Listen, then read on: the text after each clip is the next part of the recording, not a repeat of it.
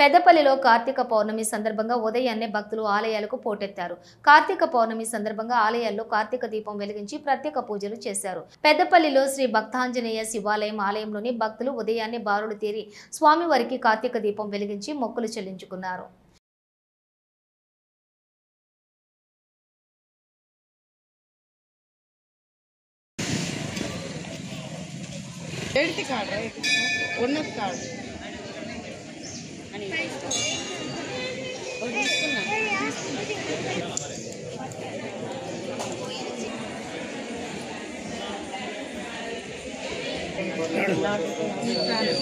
అత్యంత పవిత్రమైన రోజు ఈ రోజు ఈ దేవాలయం మట్లరామలింగేశ్వర స్వామి దేవాలయంలో కార్తీక దామోదర ప్రీతి కొరకై దీప ప్రజ్వలన దీపాల అలంకరణ మరియు మట్లరామలింగేశ్వర స్వామికి విశేషమైన అభిషేకము రుద్రాభిషేకము ఉదయం 4 గంటల నుండి ప్రారంభమైంది.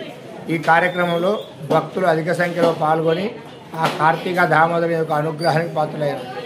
ఇటు కార్యక్రమం అత్యంత వైభవంగా ప్రతి సంవత్సరం ఈ భవానీ శంకర మట్లరామలింగేశ్వర స్వామి దేవాలయం ఇది స్వయంభులింగం. ఇక్కడ అత్యంత వైభవంగా ఈ కార్తీక పౌర్ణమి ఈ పవిత్ర పండుగ రోజున అత్యంత వైభవంగా దీపారాధనలు చేసి కార్తీక పౌర్ణమి రోజు ఒకరోజు 365 వత్తులు ముట్టించినామంటే మనకు సంవత్సరం పొడుగునా వీలున్నా వీలు లేకున్నా మనం దేవుడి పూజ చేసినా చేయకున్నా మనం ఈ యొక్క కార్తీక మాసంలో మనం పూజ చేస్తే మనకు ఉన్నటువంటి పాపాలన్నీ నశించి మంచి కలుగుతుందనే నమ్మకం ఉంటుంది.